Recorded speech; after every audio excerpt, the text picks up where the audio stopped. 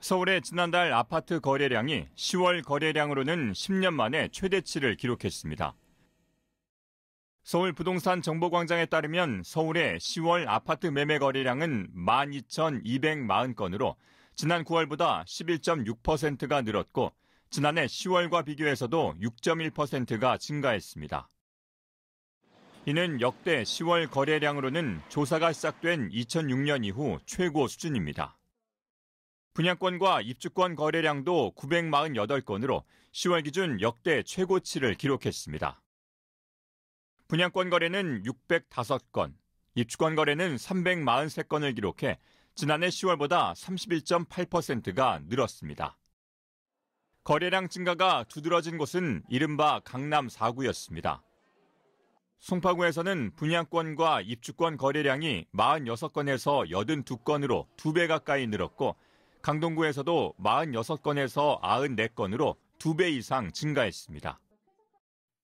이런 가운데 정부는 11.3 부동산 대책을 발표하고 투기자금 유입을 막기 위해 칼을 빼들었습니다. 부동산 투기 수요를 걸러내고 실수요자 중심으로 청약시장을 재편하기 위한 겁니다.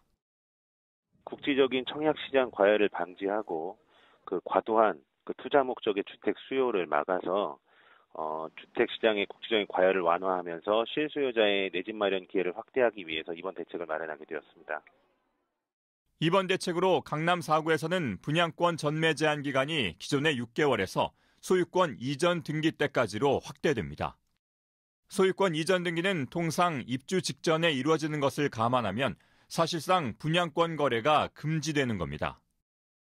또 강남 4구를 제외한 서울 전 지역에서도 전매할 수 없는 기간이 1년 6개월까지로 지금보다 1년이 늘어납니다. 청약 규제도 강화됩니다. 서울과 경기 등 조정 대상 지역에서는 세대주가 아닌 자와 5년 이내 다른 주택에 당첨된 세대, 2주택 소유 세대는 청약 1순위에서 제외됩니다.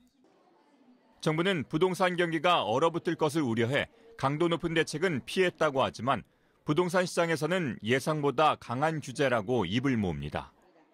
전매 규제 같은 수요 억제책을 본격화했다는 것에 의미를 둘 수 있겠습니다. 고분양가와 공급과잉 문제 이런 부분들을 다소 해소할 수 있을 것으로 기대되는데요.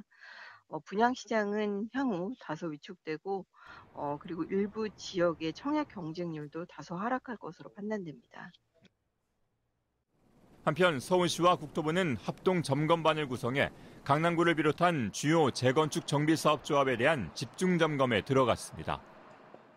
이번 점검은 11.3 부동산 대책 후속 조치의 일환이며 서울 재건축에서 비리 행위가 지속적으로 발생한 데 따른 것으로 3일부터 2개월간 진행될 예정입니다. TBS 이동규입니다.